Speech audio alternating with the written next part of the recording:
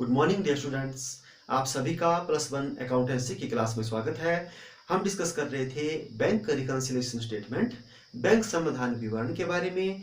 आज के इस पार्ट में हम डिस्कस करेंगे format of bank reconciliation statement कि जो बैंक समाधान विवरण है उसका प्रारूप किस तरह से तैयार किया जाता है। तो बड़े ध्यान से आपने देखना है। हम बनाएंगे फॉर्मेट। तो टॉप में आपने लिखना है bank reconciliation statement, bank reconciliation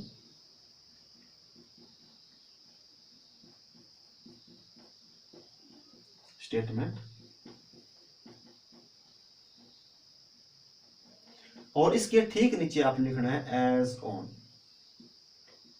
यहाँ आपने तारीख लिखनी है, डेट लिखनी है, जिस तारीख का आप बैंक रिकंसिलिएशन स्टेटमेंट, इसको शॉर्ट में आप बीआरएस बोलते हैं, बीआरएस को तैयार कर रहे हैं। और उसके नीचे आपने फिर 3 कॉलम बनाने हैं। तो फर्स्ट कॉलम में आपने लिखनी है ट्रांजैक्शन, जितनी ट्रांजैक्शन आएगी, तो ये थोड़ा बड़ा करना है आपने। और जो नेक्स्ट जो 2 कॉलम होंगे उसमें आपने अमाउंट लिखना है।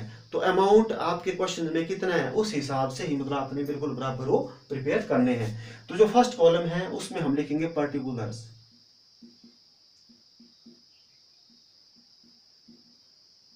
और फिर जो फर्स्ट कॉलम है के बाद सेकंड जो आएगा उसमें लिखेंगे प्लस अमाउंट और माइनस अमाउंट। तो इसमें सिर्फ आपने क्या करना है, जो ट्रांजैक्शंस जो आपको आएंगी उनको आपने सिर्फ प्लस और माइनस ही करना है। बड़ा इजी टॉपिक है, लेकिन आपको प्लस और माइनस करना क्या है, आना चाहिए। तो बड़े ध्यान से आपने सुनते जाना है जो मैं आपको बोल रहा हूं। तो ये हमने बना दिया फॉर्मेट। अब इसकी जो शुरुआत होती है वो होती है या तो कैश बुक के बैलेंस से या तो पासबुक के बैलेंस से। क्या बोला मैंने? इसकी जो शुरुआत होती है वो या तो कैश बुक के बैलेंस से होती है या तो पासबुक के बैलेंस से होती है। तो सबसे पहले हम जानते हैं बैलेंस। बैलेंस या तो शुरुआत होगी कैश बुक के बैलेंस से या होगी शुरुआत पासबुक के बैलेंस से। तो सबसे पहले हम कैश बुक के बैलेंस को समझ लेते हैं। तो कैश बुक में जब भी हम क्या करते हैं, अमाउंट डिपॉजिट करते हैं। क्या करते हैं? अमाउंट डिपॉजिट जमा किया, तो हमारी कैश बुक में क्या हो जाता है, डेबिट। डेबिट साइड में वो आ जाता है जो हमने अमाउंट के किया होता है डिपॉजिट। ठीक है। और जब हम क्या करते हैं, डिपॉजिट के बजाय विथड्रॉ करते हैं। विथड्रॉ मतलब निकाला। ठीक है। जब हम निकालते हैं तो कहां चल जाता है, क्रेडिट साइड में। कहां चल जाता है, क्रेडिट साइड में चल जाता है। तो इसका मतलब क्या हुआ, इसका मतलब हुआ कि जो कैश बुक है अगर वो प्लस की है तो इसका मतलब हमारा जो है अपना पैसा जमा है। और अगर हमारे को कैश बुक का माइनस है तो इसका मतलब हमने क्या किया है, ओवरड्राफ्ट किया हुआ है। तो चलो मैं यहां लिख देता हूं। जैसे आपको यहां आ सकता है, जो मैंने शुरुआत बोली, शुरुआत होती है या तो कैश बुक के बैलेंस से या तो पासबुक के बैलेंस से। तो मैं लिखता हूं यहां पर सबसे पहला balance as per cash book. तो इसके साथ ना मैंने डेबिट लगाया है ना क्रेडिट लगाया हुआ है। क्या लिखा है, balance as per cash book. तो जब डेबिट और क्रेडिट ना लगा हुआ हो तो इसका मतलब वो कहां पर आएगा, प्लस में आएगा। किस में आएगा, प्लस में आएगा। ठीक है। अब हम बात करते हैं किसकी, अब हम बात करते हैं जैसे डेबिट की। अब आपको सेकंड नंबर पे आ गया डेबिट बैलेंस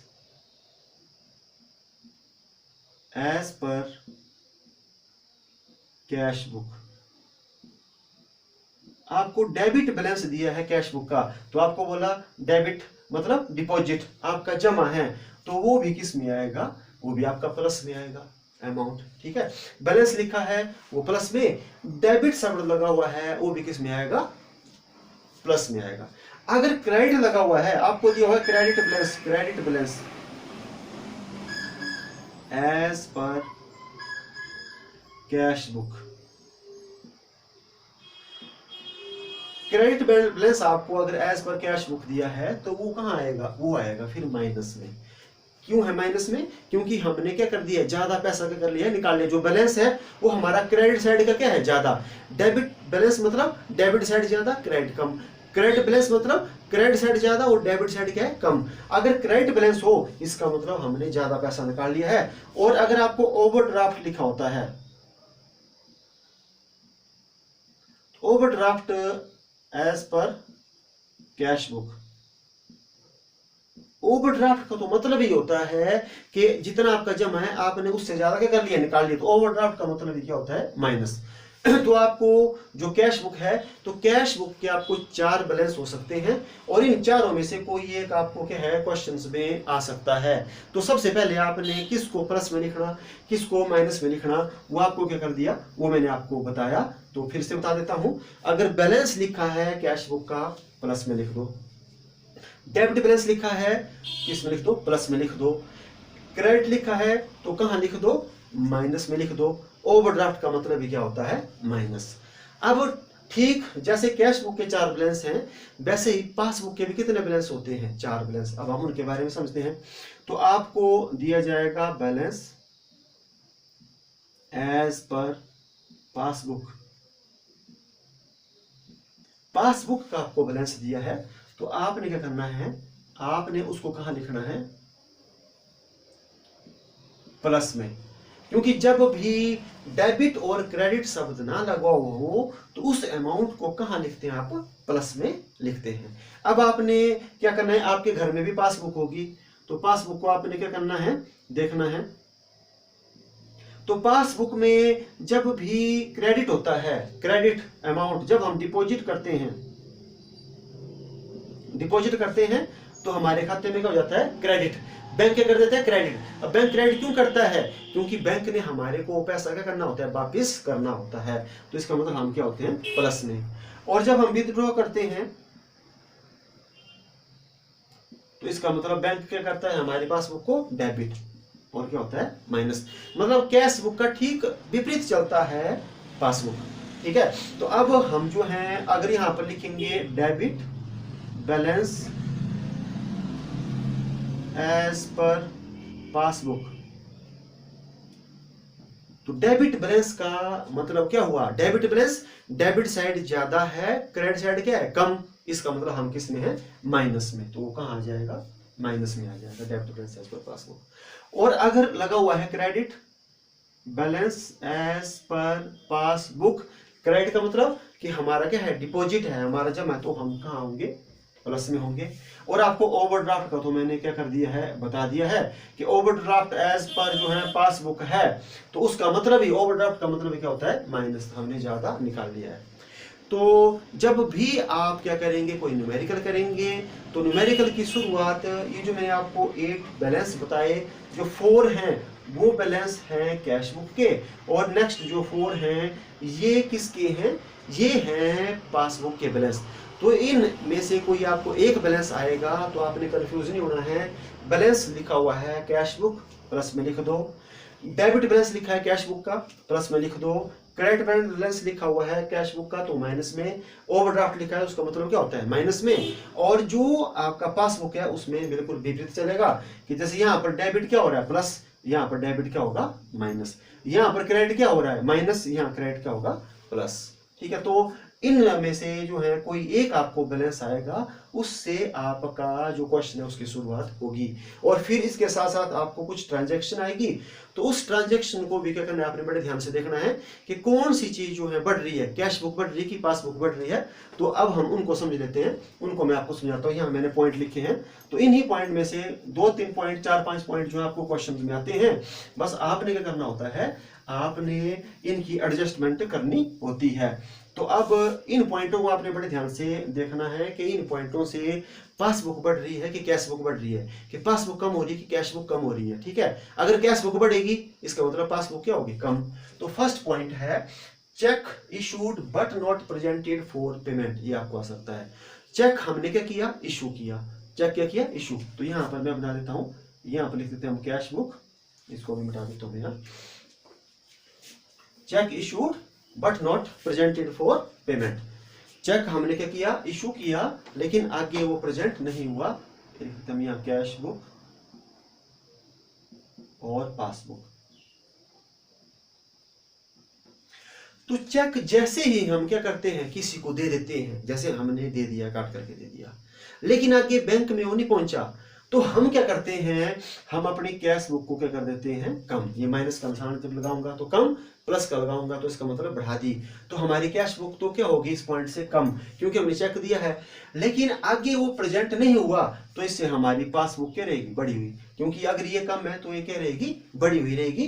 तो जो फर्स्ट पॉइंट है आपने दिमाग में बिठाना है कि चेक इशू किया लेकिन आगे क्या हुआ, वो प्रेजेंट नहीं हुआ, तो इससे क्या होगा, इससे हम अपनी कैश बुक को तो क्या कर देंगे, कम, लेकिन हमारी पासबुक क्या रहेगी, बढ़ी हुई रहेगी। और नेक्स्ट पॉइंट है check deposited but not credited bye bank. तो चेक क्या किया, हमने डिपॉजिट किया लेकिन बैंक में वो क्रेडिट नहीं हुआ। क्रेडिट मैंने आपको अभी बताया, क्रेडिट का मतलब क्या होता है, बैंक में जमा होना। तो हमने चेक क्या किया, बैंक को भेजा, तो जैसे ही हम बैंक को भेजेंगे हम अपनी कैश बुक को क्या कर देंगे, प्लस, हम अपनी कैश बुक को बढ़ा देंगे। लेकिन बैंक ने उसको अभी क्रेडिट नहीं किया है, तो इसका मतलब ये प्लस है तो ये क्या हो जाएगा, माइनस। माइनस क्यों होगा, क्योंकि बैंक में अभी वो चेक क्रेडिट नहीं हुआ है। अब देखते हैं थर्ड पॉइंट। तो थर्ड पॉइंट क्या है, check issued but not recorded in cash book. तो ऐसा भी हो सकता है कि चेक हमने इशू किया, इशू मतलब जारी, जैसे हमने किसी को चेक जो है दे दिया पेमेंट करने के लिए, अब क्या किया, हमने कैश बुक में ही रिकॉर्ड करना उसको भूल गए, तो आगे वो जो चेक है वो बैंक में तो क्लियर हो गया। तो इससे क्या हो जाएगा, जब बैंक में हमारा चेक चला जाएगा तो बैंक में हमारी जो पासबुक है वो तो क्या हो जाएगी, कम, लेकिन हमने एंट्री नहीं की हुई है तो हमारी कैश बुक क्या रहेगी, बढ़ी हुई रहेगी। तो आपको समझा दिया मैंने पॉइंट। अब देखते हैं नेक्स्ट पॉइंट। तो नेक्स्ट क्या है, cheque recorded in cash book but not deposited. मतलब हमने क्या किया, चेक को कैश बुक में तो रिकॉर्ड कर दिया है, कैश बुक में रिकॉर्ड कर दिया, बट हमने डिपॉजिट नहीं किया। जैसे हमारे को चेक मिला, हमने कैश बुक में रिकॉर्ड कर दिया लेकिन हमारा आगे डिपॉजिट नहीं किया, तो इसका मतलब हमने अपनी कैश बुक को क्या कर दिया है, बढ़ा दिया है। तो इससे हमारी कैश बुक क्या हो जाएगी, बढ़ जाएगी। बढ़ेगी क्यों, क्योंकि हमारे को चेक मिला है, हमने वहां रिकॉर्ड कर दिया, तो जितना चेक मिला वो हमने कैश बुक बढ़ा दी, लेकिन आगे हमने डिपॉजिट नहीं किया तो आगे हमारी जो पासबुक है वो क्या रहेगी, कम रहेगी। अब नेक्स्ट पॉइंट देखते हैं, चेक्स डिपॉजिटेड बट डिसऑनर्ड। तो अब ऐसा है कि चेक हमने जमा कराने के लिए भेजे, ठीक है, तो जब हम भेजेंगे चेक, हमने खुद तो एंट्री कर दी, हमने चेक अपनी कैश बुक में क्या कर देंगे, हम इसको प्लस, लेकिन बैंक ने उसको क्या कर दिया, डिसऑनर कर दिया, तो मतलब अप्रतिष्ठित कर दिया, कैंसिल कर दिया। तो कैंसिल कैसे हो सकते हैं, तो एक तो जिसने हमारे को चेक दिया था उसके साइन नहीं मिल रहे हैं, या तो उसके अकाउंट में क्या था, उतना पैसा नहीं था, तो ऐसे कई रीजन हो सकते हैं। ये हमने क्या कर दी, उसमें कुछ कटिंग कर दी थी, तो बैंक जो है उसको क्लियर नहीं करेगा, उसको क्या कर देगा, डिसऑनर कर देगा। तो हमने तो उसका रिकॉर्ड कर लिया था, तो हमने अपनी कैश बुक को तो क्या कर दिया था, बढ़ा दिया था, लेकिन हमारी पासबुक क्या रहेगी, इससे कम रहेगी। ठीक है। अब अगला पॉइंट क्या है, cheque sent for collections not yet collected by bank. तो हमने क्या किया है, हमारे पास चेक थे, वो हमने बैंक में भेज दिए कलेक्शन के लिए, लेकिन बैंक ने उसको कलेक्शन अभी नहीं किया, कि हमारे पास कुछ चेक थे वो हमने भेजे कलेक्शन के लिए, कि वो कलेक्शन आनी थी, लेकिन क्या किया, अब बैंक ने क्या किया, वो कलेक्शन नहीं की। तो जैसे ही हम चेक भेजेंगे बैंक को, तो वो हमारे अमाउंट में जब होने थे, तो हम अपनी कैश बुक को क्या कर देंगे, बढ़ा देंगे। ठीक है, लेकिन बैंक ने उनको कलेक्शन नहीं किया है, तो जब तक बैंक कलेक्शन नहीं करता है तब तक हमारी जो पासबुक है वो क्या रहेगी, कम। इसके बाद जो है bank charges and interest debited bye bank. तो सबसे पहले आपको बताता हूं मैं बैंक चार्जेस के बारे में। तो बैंक चार्जेस तो आपको मैंने पिछले पार्ट में बताया था कि बैंक हमारे को काफी ज्यादा फैसिलिटीज देता है, सर्विसेज देता है, तो उसके बदले में वो चार्ज लेता है। तो जब चार्ज लेता है तो वो हमारी पासबुक को क्या कर देता है, डेबिट, पासबुक को क्या कर देता है, कम। लेकिन हमारे को पता नहीं होता है कि किसका कम किया, तो हमारी जो कैश बुक रहती है बढ़ी हुई। इसी के साथ साथ ये अलग पॉइंट है, इंटरेस्ट डेबिटेड बाय बैंक। तो डेबिटेड का मतलब होता है कि ओवरड्राफ्ट के ऊपर, तो आपको मैंने बोला कि जो पासबुक है, या फिर से बता देता हूं मैं आपको, पासबुक जब डेबिट होती है, डेबिट का मतलब क्या होता है, कम होना, माइनस का होना, और जब पासबुक क्रेडिट होती है, क्रेडिट का मतलब क्या होता है, प्लस होना, अधिक होना। और इसके विपरीत जो कैश बुक है,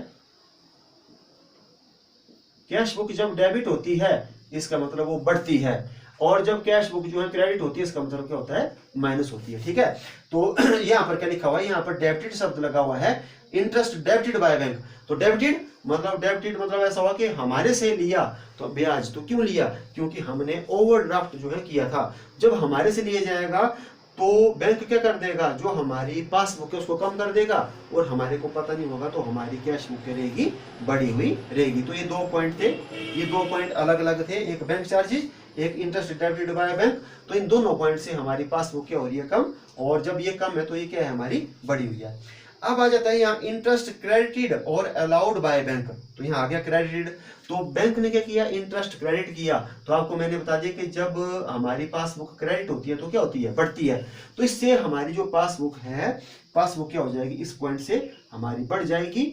और जब पासबुक बढ़ेगी तो हमारी कैश बुक क्या रहेगी, कम, क्योंकि अभी हमने जो है इसकी एंट्री कैश बुक में नहीं की हुई है। अब नेक्स्ट पॉइंट क्या है, direct deposit by customer in our bank account. अब एक कस्टमर था, उसने हमारे बैंक अकाउंट में क्या कर दिया है, डायरेक्ट ही जमा कर दिया है। तो कहाँ कर दिया जमा, हमारे बैंक अकाउंट में। जब बैंक अकाउंट में जमा हो गया तो हमारी पासबुक क्या हो जाएगी, बढ़ जाएगी। और हमारे को इसकी इन्फॉर्मेशन नहीं है तो हमारी जो कैश बुक है वो क्या रहेगी, कम रहेगी। तो हमने ये पॉइंट भी डिस्कस कर लिया। इसके बाद जो है interest and dividend collected by bank. तो आपको मैंने पिछले काल भी बताया था कि जो हमारा इंटरेस्ट है या डिविडेंड है, हमने डिवेंचर्स में इन्वेस्ट किया है तो वहां से हमारे को जो इनकम के रूप में आय मिलेगी वो मिलेगी इंटरेस्ट के रूप में। जब हमने शेयर्स मार्केट में लगाया तो वहां पर हमारे को डिविडेंड के बदले में आय मिलेगी। तो हमारा अमाउंट कहाँ जमा हो जाएगा, हमारे बैंक अकाउंट में। तो इस पॉइंट से भी क्या होगा कि हमारी जो पासबुक है वो तो बढ़ जाएगी, हमारे को पता नहीं होगा कितनी मिली, तो कैश बुक क्या रहेगी, कम रहेगी। इसके बाद bill collected by bank not entered in cash book. तो बिल जो है बैंक ने तो क्या कर दिए, कलेक्ट कर लिए। ठीक है, जैसे बिल का पैसा था जो आना था बैंक ने कलेक्ट कर लिया, तो बैंक ने कलेक्ट कर लिया तो हमारी पासबुक तो क्या हो जाएगी, बढ़ जाएगी। और हमने एंटर नहीं किया हुआ है तो हमारी कैश बुक क्या रहेगी, कम रहेगी। इसके बाद नेक्स्ट पॉइंट है डिस्काउंटेड बिल डिसऑनर। तो इस पॉइंट के बारे में आपको मैंने पिछले पार्ट में बताया था कि जब हम जो बिल है, बिल का अमाउंट बैंक से डिस्काउंटेड करा लेते हैं तो हमारे पास अमाउंट मिल जाता है और उस अमाउंट से हम कैश बुक को कर देते हैं, बढ़ा देते हैं। तो इससे हमारी कैश बुक तो क्या हो जाएगी, बढ़ जाएगी। जब ये बढ़ी है तो ये क्या रहेगी, कम रहेगी। इसके बाद direct payment made by bank on our standing instruction. तो कई बार ऐसा होता है कि बैंक को हमने निर्देश दिए होते हैं, दिशा निर्देश दिए होते हैं किसके, पेमेंट के। तो हमारे दिशा निर्देश अनुसार बैंक क्या करता है, पेमेंट कर देता है। तो जब बैंक क्या करता है, पेमेंट कर देगा तो हमारी बैंक पासबुक को तो क्या कर देगा, कम। और हमारे को जब तक बैंक स्टेटमेंट नहीं भेजता है, उसकी इंफॉर्मेशन नहीं भेजता है, तब तक हमारी जो है ये कैश बुक क्या रहती है, बढ़ी हुई रहती है। अब क्या है, interest on overdraft charged by bank. अब आ गया ओवरड्राफ्ट। तो ओवरड्राफ्ट का मतलब क्या हुआ, जब हम ज्यादा पैसा क्या कर लेते हैं, बैंक से निकाल लेते हैं। ठीक है, तो इसका ही मतलब हुआ, ये ओवरड्राफ्ट का ही मतलब हुआ इंटरेस्ट डेबिटेड बाय बैंक। ठीक है, तो इससे क्या होगा, जब बैंक हमारे से ब्याज लेगा तो हमारी पासबुक तो क्या कर देगा, कम, और हमारी कैश बुक क्या रहेगी, बढ़ी हुई। ठीक है, तो बस ये बिल्कुल सिंपल टॉपिक है, बड़ा आसान टॉपिक है जो मैंने आपको बताया। इसको आपने बार बार क्या करना है, देखना है।